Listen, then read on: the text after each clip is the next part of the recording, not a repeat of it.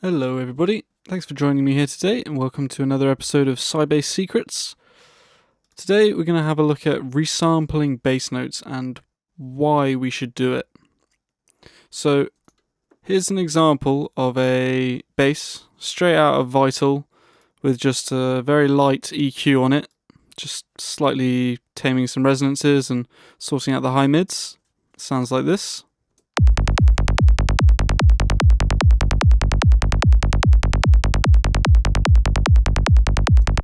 So you can hear that it's a lot more complex than your average saw bass coming straight out of whatever synth. So if we take a look at the waveform,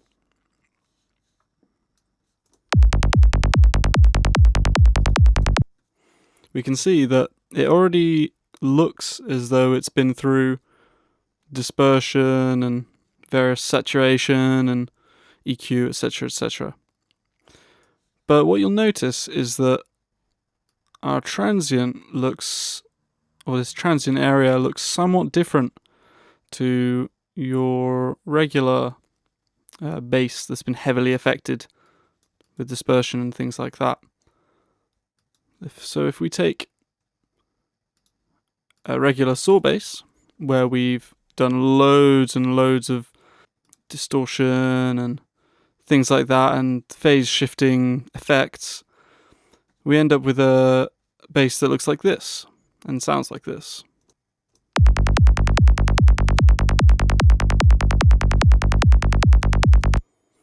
But you'll notice that our first sort of cycle, looks like it's missing the fundamental. And so this happens because of the phase shifting that's introduced by things like Saturn or any multi-band effect you're going to use.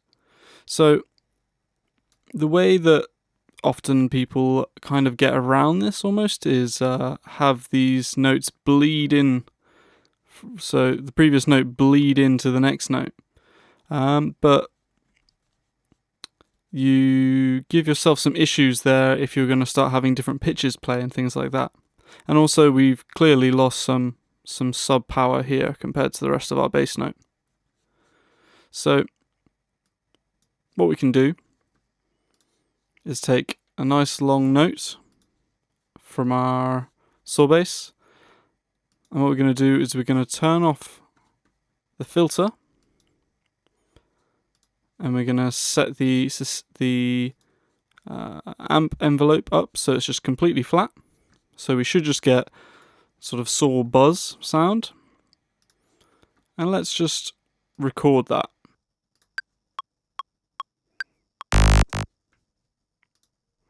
So we can clearly see here that in our first cycle we've definitely lost that low frequency, the sub. So, and the rest we can see we've clearly got it as we should do.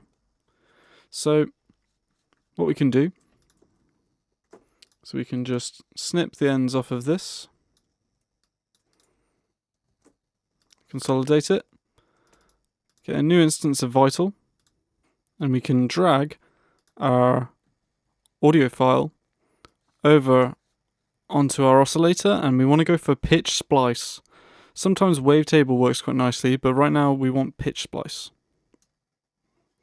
So as you can see, it's tried to turn our audio into a wavetable.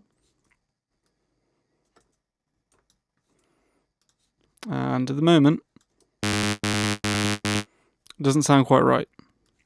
So what we're going to need to do is go into the editor, and we want to completely avoid this first cycle because it's missing the information that we want. And we're just going to go over here, and as you can see, you've sort of got a wide variety of points where it's got all the energy and all the right frequencies that we want. So let's say we're happy there. The problem we have now though is that this window size isn't quite right. So let's change the window size. I'm going to make it slightly smaller. And now I'm just going to take phase shift and have a little look around.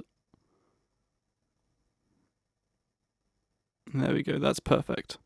So getting the window size right can be quite awkward. You need to know, well, either do it trial and error, or you need to know how many samples are in one cycle of the pitch that you've used at the sample rate that you're at.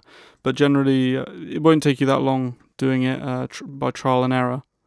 So we've now got our one cycle.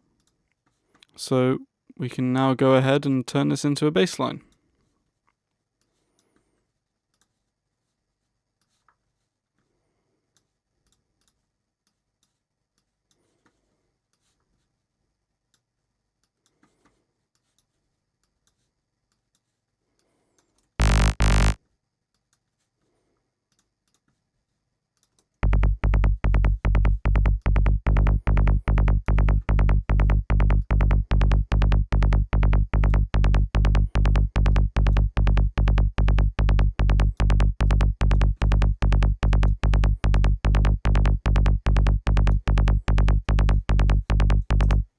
So that's how you can resample bass notes. You can now take it even one step further. If we decide we want to EQ this or something, let's say we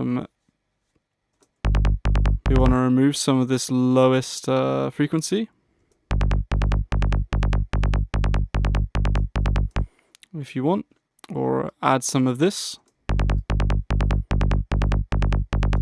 We can repeat the process again and just keep resampling, creating more and more of these waveforms, and then keep saving them until you've got a collection of tasty, weird saw waves. Alright, so I hope that's helpful for you guys.